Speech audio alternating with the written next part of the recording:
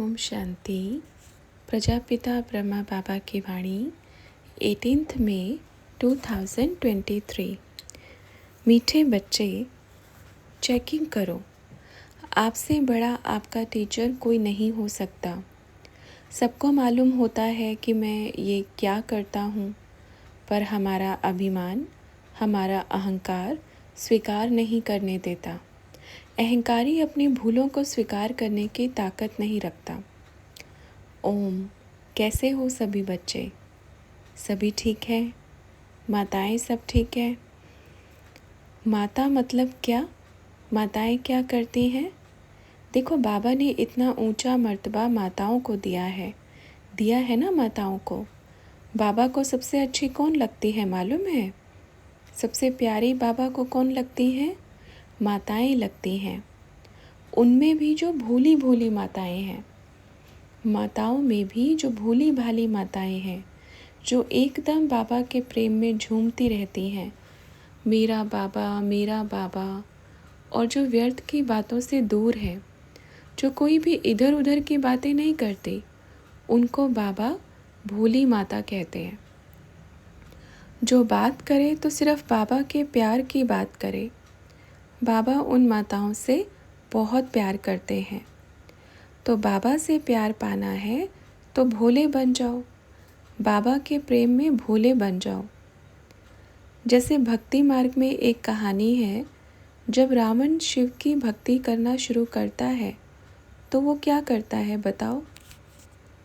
उसके अंदर सब अहंकार भरा हुआ होता है, सब कुछ। तो शिव कभी उससे प्रसन्न नहीं होते, बिल्कुल भी रावण को दर्शन नहीं देते। ये भक्ति मार्ग की कहानी है। तो उसके लिए कोई उनका मार्गदर्शन करता है कि जब तक आपके अंदर अहंकार है, बुराई है, लालच है, तब तक शिव आपको दर्शन दे ही नहीं सकते। उनके दर्शन पाने के लिए आपको अहंकार को छोड़ना पड़ेगा। तो रावण अपनी तलवार निकालता है, यज्ञ में अपना एक एक शीश काट करके बलि चढ़ जाता है। इसका मतलब क्या है? इसलिए भगवान भोले बच्चों को ही मिलता है। जब उसने एकदम अपने सब शीश काट करके यज्ञ में डाल दिए तो वह क्या बन गया? भोला बन गया। फिर शिव ने भगवान ने उनको दर्शन दिए। तो बाबा भी बारी बारी क्या बोलते हैं? मेरे को भोले बच्चे पसंद हैं। बाबा ने कभी बोला मेरे को चालाक बच्चे पसंद हैं, या मुझे बहुत होशियार पसंद हैं, या मुझे बहुत बढ़ चढ़ के ज्ञान वाले पसंद हैं? नहीं बोला ना। क्या कहा? भोले पसंद है। भक्ति मार्ग में श्री कृष्ण के साथ किसका गायन होता है? गोप गोपियों का। वो गोप गोपियाँ कौन है? आप बच्चे हो, जो भोले बच्चे होते हैं, जो प्यार में डूबे हुए होते हैं, वो बाबा को पसंद है।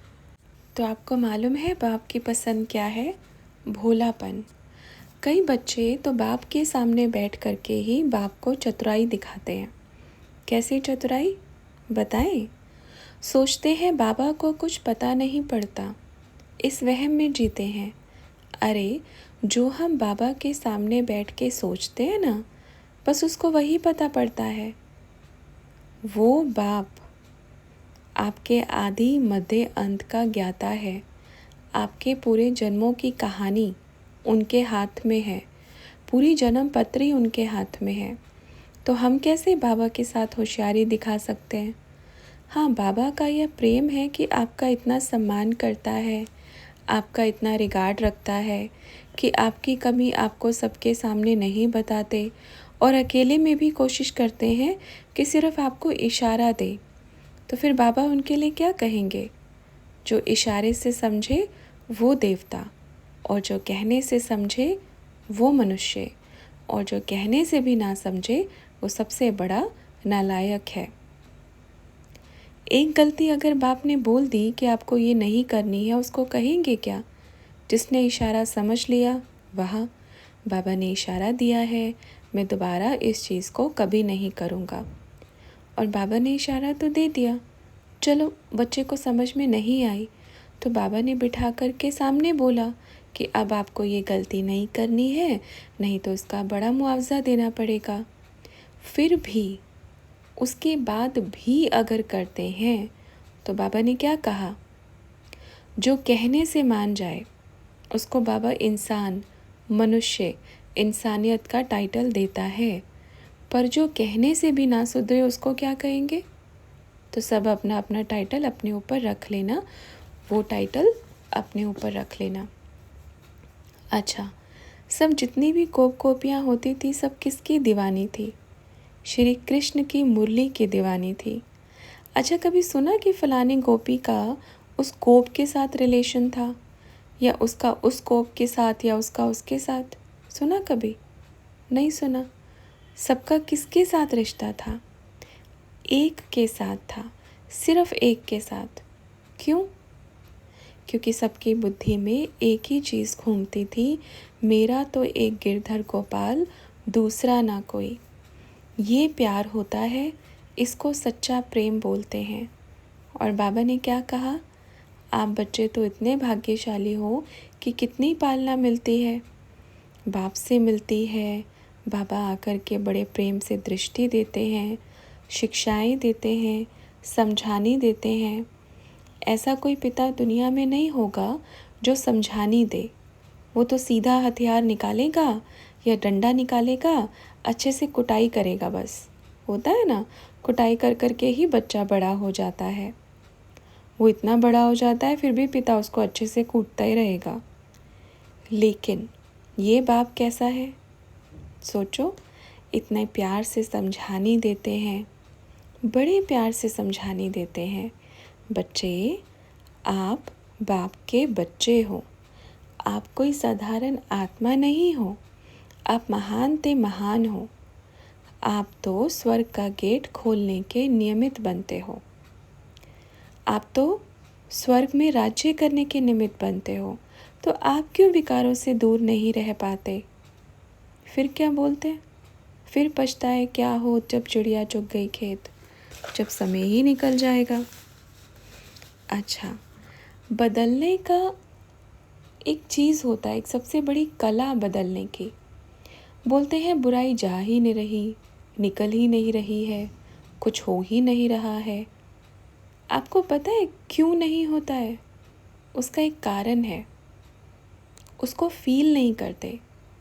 फीलिंग नहीं है, रियलाइजेशन नहीं है, ये फीलिंग नहीं है कि मैं गलती कर रहा हूँ या मैं गलती कर रही हूँ। उस चीज़ को एकदम कॉमन समझते हैं, जैसे चलता है ना, इतना तो चलता है ना, इतना तो होता है ना, ये सब चीज़ तो होती रहती है। जब हम ऐसे सोचते हैं तब कभी नहीं बदल पाएगा कोई बदल नहीं पाएगा। जब तीर के मुआफिक बाप की बात दिल को छेद करके पार निकल जाए, तब समझेंगे कि बदलने का चांस है। तब समझेंगे कि अभी बच्चा बदल सकता है, पर तीर के मुआफिक लगती नहीं है। इतना पत्थर का दिल बन चुका है कि तीर लगता है तो टूट ही जाता है, आर पार जाता ही नहीं है। तो क्या करना है? बदलना, परिवर्तन करना। परिवर्तन ही बाप के प्रेम की रस्सी है जो आपको सदा के लिए बाप से बांध के रख सकती है। बाकी बाद में कुछ नहीं कर सकते। जब होता है ना कि जिससे प्रेम होता है उसके लिए हम कुछ भी कर सकते हैं, ऐसे ऐसे फीलिंग आती है मन में कि अरे उसके लिए जीवन को बदलना की क्या बात है, हम तो उसके लिए कुछ भी कर सकते हैं। कोई बोलते हैं बाबा हम आपके लिए अपनी जान भी दे सकते हैं। बाबा आपकी जान लेकर के क्या करेगा? बाबा के पास तो ऊपर बहुतों की जान रखी है, क्या करेगा? जान का करेगा क्या? जान नहीं चाहिए। जी के दिखाना और बाप की याद में जी के दिखाना, और जितनी भी सांस है बाप के ऊपर समर्पण करके दिखाना, इसको सही मायने में बोलते हैं बाप के ऊपर बलि चढ़ गया या जान दे दी।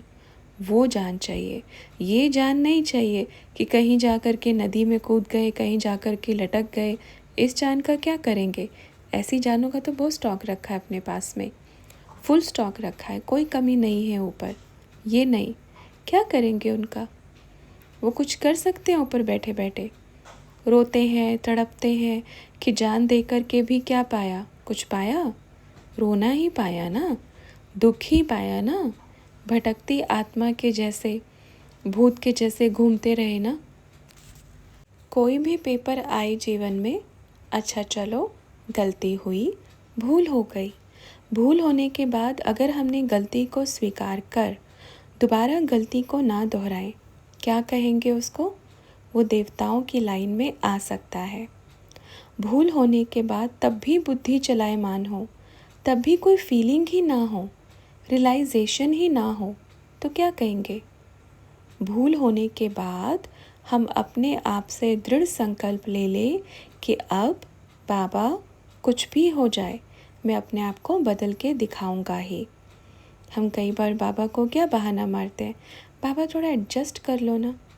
बाबा तो कितने जन्मों से एडजस्ट कर रहा है और इस जन्म में भी शुरू से एडजस्ट कर रहा है, तो बाबा अब क्या बोलेंगे?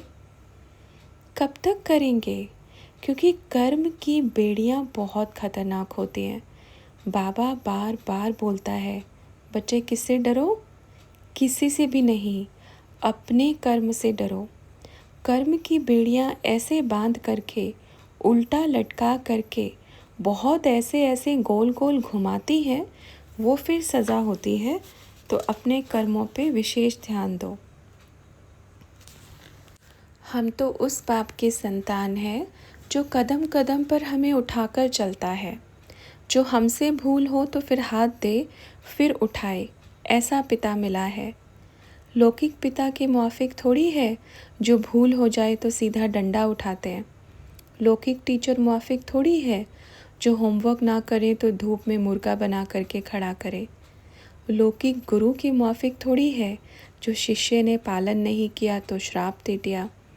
ऐसा बाप, टीचर, गुरु नहीं मिला आपको। आपको तो बहुत सीधा सीधा बाप, टीचर और सतगुरु मिला है, जो आप गलती करो बच्चा बन के तो प्यार से समझाएगा, टीचर बन के होमवर्क नहीं किया तो भी प्यार से समझाएगा, सतगुरु बन के सतगुरु की आज्ञा का पालन नहीं किया या सतगुरु की निंदा करते हैं तो भी बाबा उनको चांस देते हैं, कोई बात नहीं, अभी भी सुधर सकते हो। ऐसा बाप, टीचर, गुरु मिला है तो क्यों परिवर्तन नहीं हो सकते? इतना इस दुनिया के बाप, टीचर और गुरु के पास जा कर के देखो तो समझ में आएगा। और ये बाप, टीचर और गुरु कैसा मिला है, कंपेयर करो, सोचो। अपने बाप, टीचर, गुरु को कोई मतलब नहीं है कि आप बुढ़ापे में उसका सहारा बनोगे। वो तो आपको ही पढ़ा लिखा करके स्वर्ग का बादशाह बना करके 21 जन्मों तक आपको सुखी बनाता है। बताओ इसमें बाप को क्या मिलेगा? बाप का क्या मतलब है? आपने कोई सेवा की, बाप के यज्ञ की, कोई भी सेवा की, उसका मुआवजा क्या बाप को मिलेगा? नहीं मिलने वाला। किसको मिलेगा? आपको मिलेगा। आपने कोई सेवा की, उसका फल किसको मिलेगा? आपको मिलेगा। आपने 1 पैसा बाप के घर में लगाया, उसका रिटर्न में किसको मिलेगा? आपको मिलेगा। आपने कोई स्थूल सेवा की, कोई सूक्ष्म सेवा की, उसका मुआवजा किसको मिलेगा? आपको मिलेगा। अगर हम बोलते नहीं हमने इतना किया, ये किया, ऐसे नहीं, आपने अगर इतना और ये किया तो उसका जो रिटर्न है वो बाबा कई गुना बढ़ा करके देते हैं। इसमें अभिमान की कोई बात ही नहीं, कोई सवाल ही नहीं, कोई गायन की बात ही नहीं, किस चीज़ का गायन करें, कैसा गायन करें। जैसे कोई भी मंदिर के भंडारी में कोई भी दान या दक्षिणा डाल करके चला जाए तो क्या फिर वो बाहर जा कर के बोलता है, हे भगवान मैंने आपको इतना दिया, मेरा भंडारी से पैसा निकाल, मैंने दिया ना, तो जो आपको 10 रुपया उसका रिटर्न करो मुझे। ऐसा कुछ होता है क्या? पर बाप के बच्चे बहुत ऐसे हैं, अच्छा मैंने बाबा को इतना दिया फिर भी मेरी कोई कदर नहीं है, फिर भी मेरी कोई वैल्यू नहीं है, फिर भी मेरे को कोई पूछता नहीं है, मैंने बाबा को इतना दिया फिर भी मेरा कोई ध्यान नहीं रखता, फिर भी मेरे को ऐसे करते हैं। ये क्या है? ये तो दे के मांग रहे हैं आप। इसको क्या बोलते हैं? इसको बोलते हैं दे करके मांगना। अगर हम बाप को कोई भी चीज़ हो, चाहे आपने संकल्प दिया हो, चाहे आपने धन दिया हो, चाहे आपने कुछ भी चीज़ की सेवा की हो, कुछ भी किया हो, और करने के बाद उसका बार बार वर्णन करना और ये कहना कि फिर भी हमारी कोई इज़्ज़त नहीं है, फिर भी हमें लोग ऐसे करते हैं, इसका मतलब रिटर्न मांगते हैं। क्या बोलते हैं? भगवान, हमने जो आपको दिया था वो अपना वापस लौटा दो, क्योंकि हमने तो इसलिए दिया था कि आप हमारी इज़्ज़त करोगे, आप हमारी रिस्पेक्ट रखोगे। हमने तो इसलिए दिया था, ऐसे थोड़ी दिया था कि देने के बाद हमारी इज़्ज़त नहीं होगी। बाबा क्या बोलते हैं? अगर कुछ भी बाप के यज्ञ में दे रहे हैं तो सोच समझ करके ही जो देना है दे। इसका कारण क्या है? बोलते हैं क्योंकि दे करके वापस लेना, जो दिया आपने, जो पहले जमा था, वो पुण्य था, पर जब रिटर्न मांग रहे हो, जो रिटर्न वर्णन कर रहे हो, उसका वो जो जमा था ना, वो भी कट गया और ऊपर से पाप कर्म चढ़ गया, वो क्रॉस हो गया पूरा। इसलिए बोलते हैं दे दान तो छूटे ग्रहण, अर्थात इसका मतलब है जो दे करके एकदम भूल गए, उसके जितना भी, जो भी, जैसे भी, जो भी ग्रहण लगा होता है वो उससे मुक्ति प्राप्त कर लेता है। और दान दे करके फिर वापस मांगते हैं तो उनका मतलब ग्रहण जो लगा था ना, उसका एक नहीं और कई ग्रहण साथ में जाएंगे। समझ में आया? इसलिए संकल्प करना भी मांगना है। तो आप तो किसके बच्चे हो?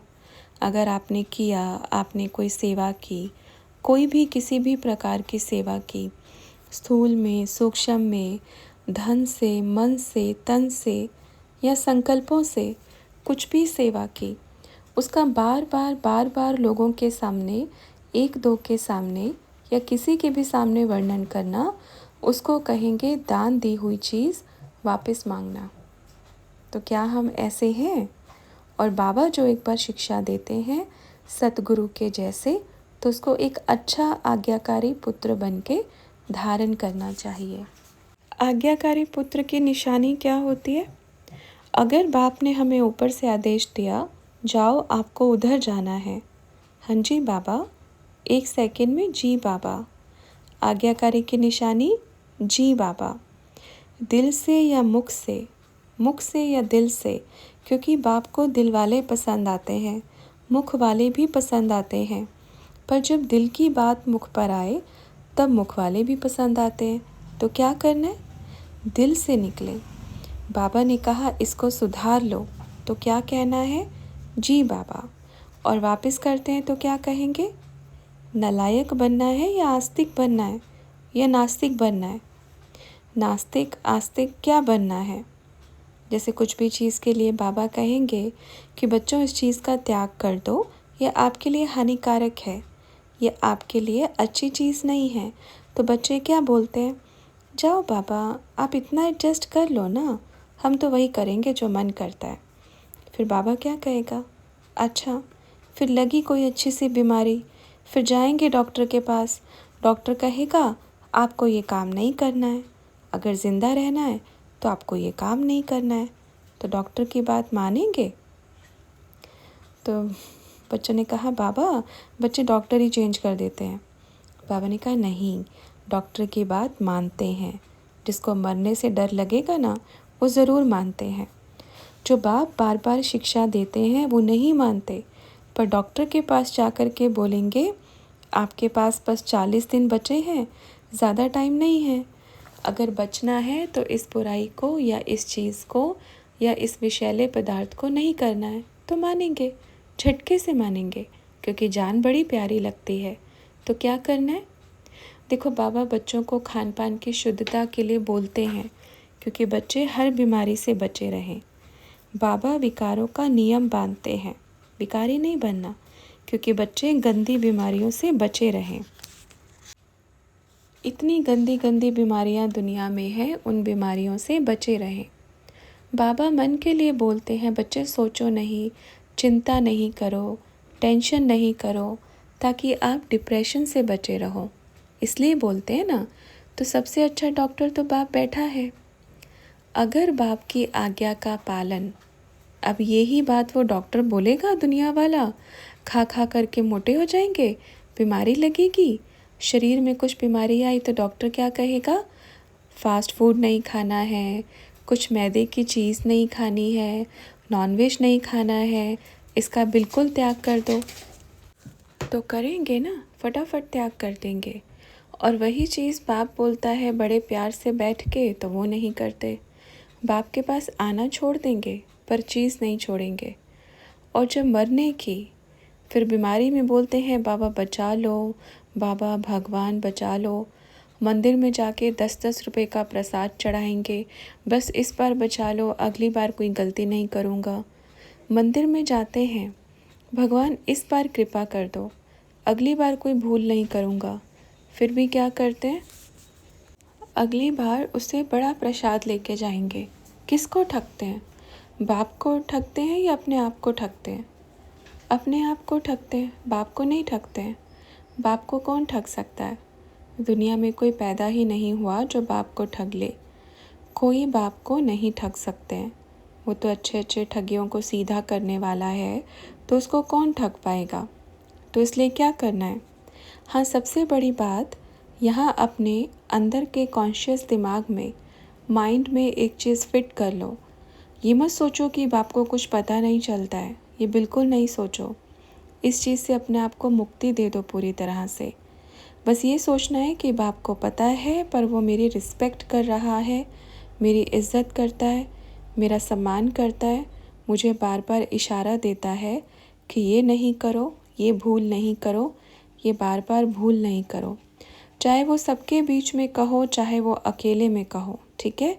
इसलिए ये चीज़ सभी बच्चे निकालो, पहले यहाँ से साफ़ करो, अंदर से धो दो इस चीज़ को। हर घड़ी ये याद रखो कि बाबा मुझे देख रहा है, बाबा को पता है, बाबा जानता है।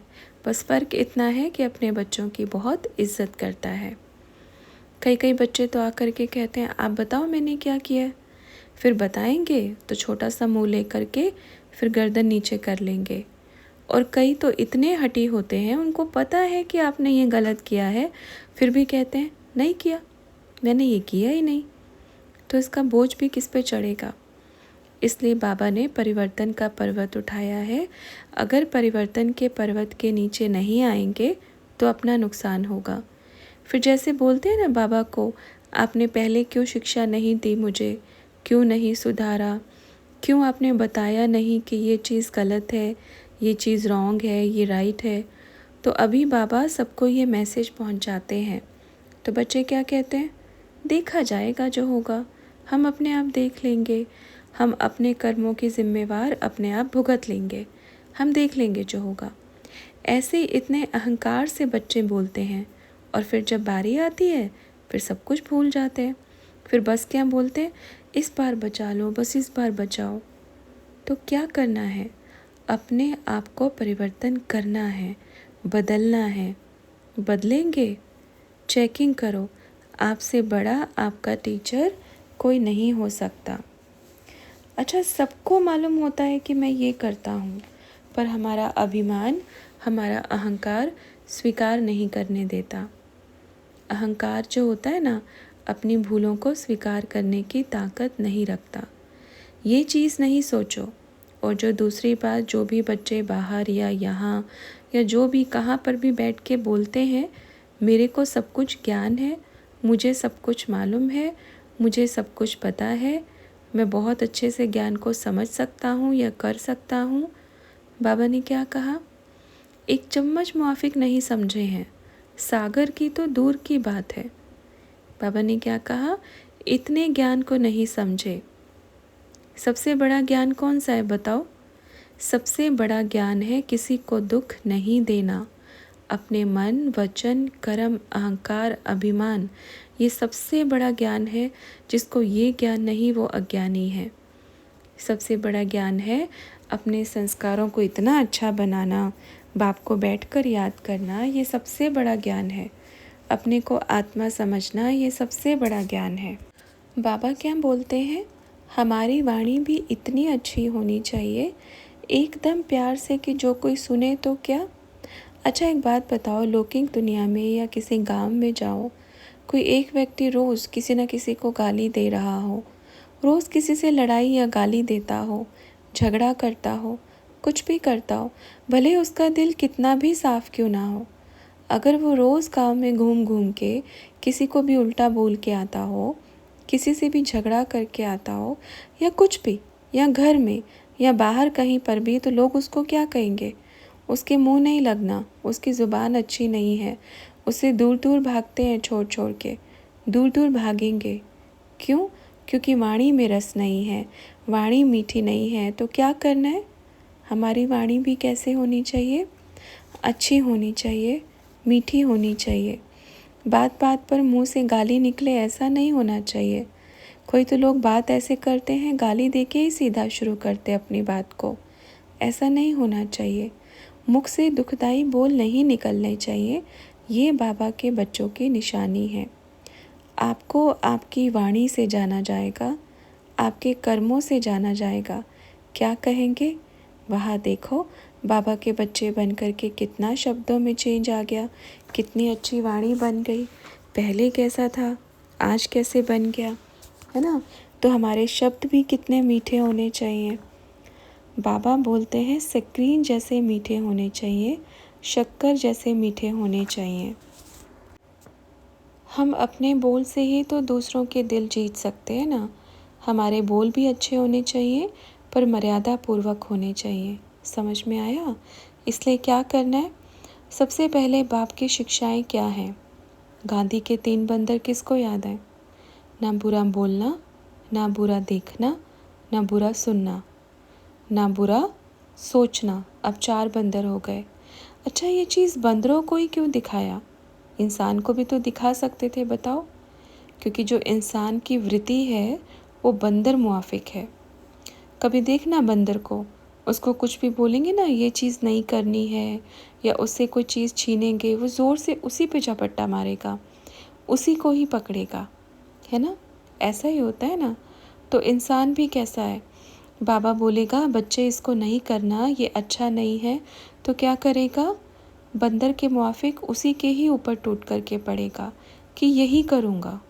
इसको क्या कहेंगे? बंदर जैसी बुद्धि। और बाबा क्या बोलते हैं? बाप आया है क्या करने? बंदरों को मंदिर लायक बनाने के लिए आया है। तो मंदिर में बैठना है या लंगूर के जैसे ही पेड़ पे, उस पेड़ पे, फिर उस पेड़ पे, फिर उस छत पे कूदते रहना है? बंदर बहुत चंचल होता है, उसको एक जगह शांति नहीं मिलती, वो कभी एक जगह बैठा नहीं मिलेगा। आप देखना, बंदर ऐसा होता है ना? देखो, हाँ बोल रही है बच्चे। तो बंदर कैसा होता है? चंचल। सबसे ज़्यादा बंदर में होते हैं 5 विकार, और फिर वही सब किस में है? बस बाबा क्या बोलते हैं? सूरत मनुष्य की दिखती है, और सीरत जो भी है वो सब काम किसके करते हैं? बंदरों वाले। बाबा बोलते हैं बच्चे, बाबा की याद में बैठो तो मन कैसे भागेगा? बंदर मुआफिक भागेगा। जैसे एक ही मिनट हुआ होगा, फिर वो ही याद आएगा, अरे ये काम करना था, अच्छा ये बात भी याद आ गई, ऐसे भी करना है, वहाँ भी जाना है, ये भी करना है। इसको क्या कहेंगे? कि जो मन है ये बंदर मुआफिक भागता रहता है, दौड़ता रहता है। तो बंदर के गले में क्या बांध दो? रस्सी। आप मदारी बन जाओ, अर्थात आत्मा मदारी, और मन रूपी बंदर के गले में रस्सी बांध दो, और रस्सी बांध करके नियम के खूंटे से बांध दो। तो बंदर कहाँ जाएगा? उसी खूंटे के चारों तरफ घूमेगा, पर किधर और नहीं जा सकता। आत्मा मदारी, मन बंदर, नियम और मर्यादाएं पिलर। आप बांध के रख दो, वो कहीं भागने वाला नहीं है, कहीं पर भी नहीं जाने वाला। इस नियम को पिलर बनाओ। पिलर क्या होता है? एक पिलर के ऊपर पूरी छत खड़ी है ना।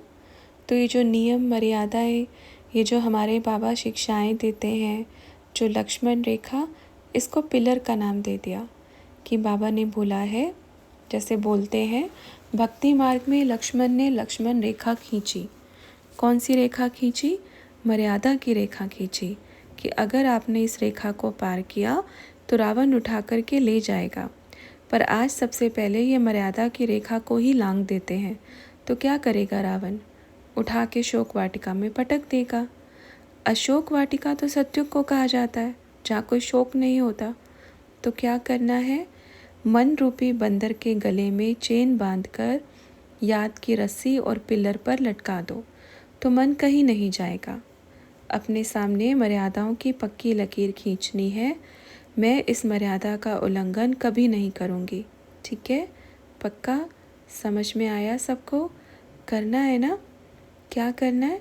बस अच्छाइयों को लेना है, अच्छाइयों को धारण करना है, बुराई अपने आप रास्ता बना लेगी। जैसे बच्चे बोलते ना, बाबा खान पान का क्या करें? बाबा बोलते हैं कुछ नहीं करना, आप बस अच्छा खान पान, बाबा की याद में बनाया हुआ अन्न खाओ, तो बुरा खान पान अपने आप ही छूट जाएगा। आपको बस मीठे बोल बोलने हैं, बुरे बोल अपने आप छूट जाएंगे। आपको बस रोज़ मुरली सुननी है, श्रीमत अपने आप आ जाएगी। आपको सिर्फ अच्छा करना है, बुरे को छोड़ना, इसके ऊपर मेहनत नहीं करो। अच्छा करना है, इसके ऊपर मेहनत करो। मुझे अच्छाई को धारण करना है, इसके ऊपर मेहनत करो। बुराई को छोड़ना है, इसके ऊपर मेहनत नहीं करो। क्योंकि जब एक चीज़ आएगी तो दूसरी चीज़ अपने आप विदाई ले लेगी। आप सोचो, मुझे बाबा की श्रीमत पर चलना है, ये सोचते हैं तो मनमत अपने आप छूट जाएगी। समझ में आया? घर में मुझे बस अच्छा खाना बनाना है, तो बुरा खाना अपने आप छूट जाएगा। आपको मेहनत कहाँ करनी है, बस वो देखना है। बस मुझे अच्छी चीज़ें करनी है, बुरी चीज़ें छोड़नी नहीं है। जैसे मानो एक गंदे पानी का गिलास है, उसमें पूरी गंदगी भरी हुई है। अब आपको उसको बिना उल्टा किए उसको साफ़ करना है, तो उसको साफ़ पानी के नल के नीचे रख दो। तो क्या होगा? अच्छा पानी आएगा, बुरा पानी निकल जाएगा। बस इतना ही तो करना है। मतलब मन रूपी गिलास जो गंदा हो चुका है, उसको बाप की श्रीमत के फुआरे के नीचे डाल दो। बस गंदा साफ़ हो जाएगा, अच्छा अपने आप आ जाएगा। बिना मेहनत किए सब खाली हो जाएगा, सब कचरा बाहर, और फिर एकदम साफ़ सुथरा बर्तन हो जाएगा। पानी भी इतना अच्छा हो जाएगा, अर्थात मन एकदम निर्मल हो जाएगा। इसलिए कहावत बोलते हैं कबीर की, मन चंगा तो कटौती में गंगा। मन चंगा अर्थात चंगा माना अच्छा, बहुत अच्छा। अच्छा बच्चों, ओम। हमेशा खुश रहो। बाबा सदा साथ है, आपके हर कदम में साथ है। आपको हर घड़ी बुराई की तरफ जाने से भी रोकेगा, आपका हाथ पकड़ के भी खींचेगा। पर हमें हिम्मत दिखानी है, हमें ताकत दिखानी है। मेरा बाबा मुझे मिला है ना, तो मैं कोई भी गलत कर्म नहीं करूँगा। मुझे बाबा की उंगली पकड़ के चलना है, मुझे बाबा का हाथ पकड़ के चलना है, मुझे बाप के कदम पे कदम रख के चलना है। तो जीवन अपने आप बदल जाएगा, अपने आप जीवन हीरे जैसा बन जाएगा। ये जीवन हीरे जैसा है, अगर आप इसकी दिशा बदल दो तो इसके जैसा कीमती हीरा कोई नहीं। अगर दिशा गलत हो गई तो इसके जैसा कोड़ी जैसा जीवन भी नहीं। आपके पास हीरा है और हीरे को दिशा देनी है, बस रास्ता देना है। रास्ता दो, जीवन हीरे जैसा होगा। ठीक है? वाह वाह, आप सभी बहुत प्यारे बच्चे हो, बाप के बहुत सिकी लदे बच्चे हो, बहुत समझो सियाने बच्चे हो। बस अच्छा करना है, ठीक है? और कुछ नहीं। ऐसा लग रहा है जैसे छोटे छोटे अलग अलग तरह के फूल बैठे हों बाप के सामने, है ना? कैसे लग रहा है मालूम है? जैसे आप देखना बगीचे में जाना, कोई फूल उधर मुँह करके खिला हुआ है, कोई उधर मुँह करके खिला हुआ है, कोई किधर किधर बैठे हैं, दो फूल आपस में बात कर रहे हैं। इसको बोलते हैं अच्छी बगिया। फूल कैसे होते हैं मालूम है? हमेशा हंसते रहते हैं, पर ऐसे नहीं हा हा हा हा, ऐसे वाला नहीं। हंसते फूल, अच्छे से मुस्कुराते रहते हैं फूल। उस फूल को देखेंगे तो क्या होगा? इतनी अच्छी स्माइल आएगी, वाह कितने प्यार से हंसते हैं। फूल को देखने से दिल खुश हो जाती है ना। आप देखो, फूलों के बगीचे में जाओ, आप चेहरा मुरझाए हुए नहीं रहेंगे। क्या कहेंगे? वाओ, कितने अच्छे फूल हैं, कितनी अच्छी खुशबू है। वाओ बोल के दिखाओ। अरे वाह, कितने प्यारे लगते हैं ना, ऐसे बोलते हैं ना वाओ। तो आप भी बाप की बगिया में बैठे हो। ये इतना बाबा का बगीचा है, आप बाप की बगिया के फूल हो। बागबान तो अपन है, पर मालिक ऊपर बैठा है। तो बागवान की इंसल्ट नहीं कराना मालिक के सामने कि ये फूल मुरझाया रहता है या ये फूल उदास रहता है। ऐसा नहीं, मालिक सारा चार्ट लेता है आपकी बगिया में कि कौन कौन सा फूल ज़्यादा खिलता है, कौन सा मुरझाता है, कौन कौन सा मुंह फेर के रहता है उदास। तो मालिक को सारे फूलों का नाम लिख करके और उनका स्वभाव लिख करके और उनकी खुशबू लिख करके देना पड़ता है। समझ में आया? मालिक को लिख करके देना पड़ता है कि फूल कितना अच्छे से खिलता है और उसकी खुशबू कितनी दूर दूर तक जाती है और वो कितना अच्छे से सब फूलों को देख करके हंसता है। तो आप बच्चों के ऊपर है, अपन का इंसल्ट नहीं कराना। नहीं कराएंगे ना? पक्का? नहीं तो शिव बाबा अपने को पकड़ेगा, क्या बोलेगा? आप रोज़ पानी देने जाते हो अपनी बगिया में, फिर भी आपके फूल मुरझाए रहते हैं।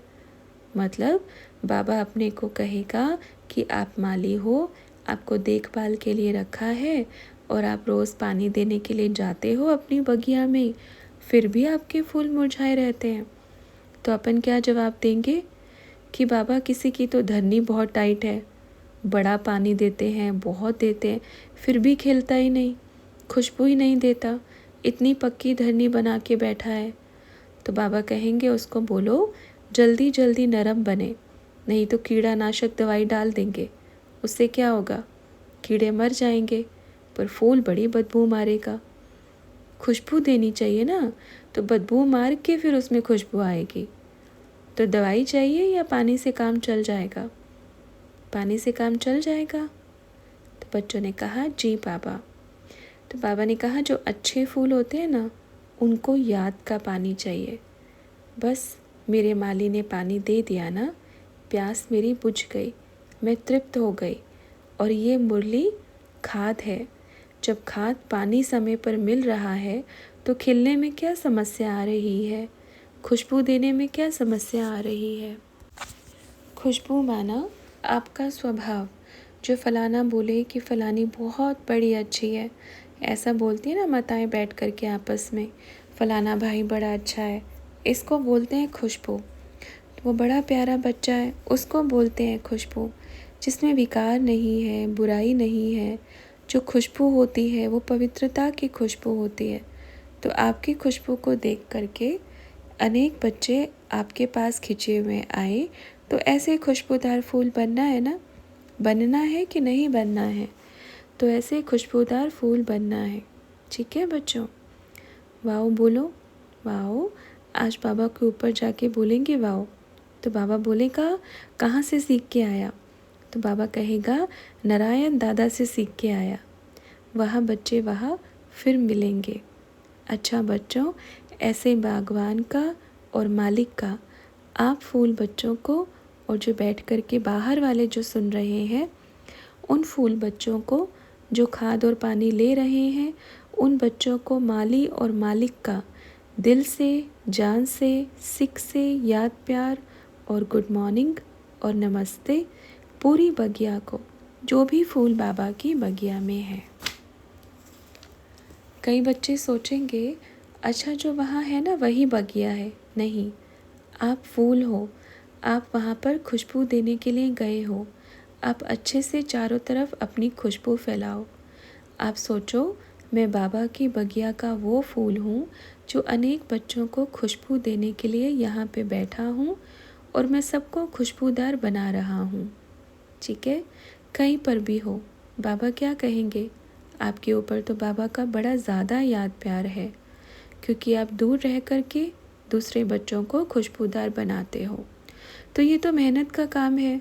तो बाहर सभी बच्चों को और आप सभी बच्चों को मालिक और माली का बड़ा मीठा याद प्यार। वहाँ बच्चे वहाँ। तो बच्चों ने कहा बाबा शिव बाबा को हमारी भी याद देना। तो बाबा ने कहा अच्छा बाबा, सबकी याद प्यार। ठीक है, पहुंच गए। बाबा बोल रहे हैं मेरी भी याद प्यार, फिर मिलेंगे। ओम नमः शिवाय। माना मैं अपने शिव को हाथ जोड़कर नमस्कार करता हूँ। नमस्ते बाबा, नमस्ते बाबा, नमस्ते। ये हाथ इतना प्यार से दिल से जुड़ना चाहिए। बाबा मेरा आपको याद प्यार, मेरी आपको नमस्ते। ओम नमः शिवाय।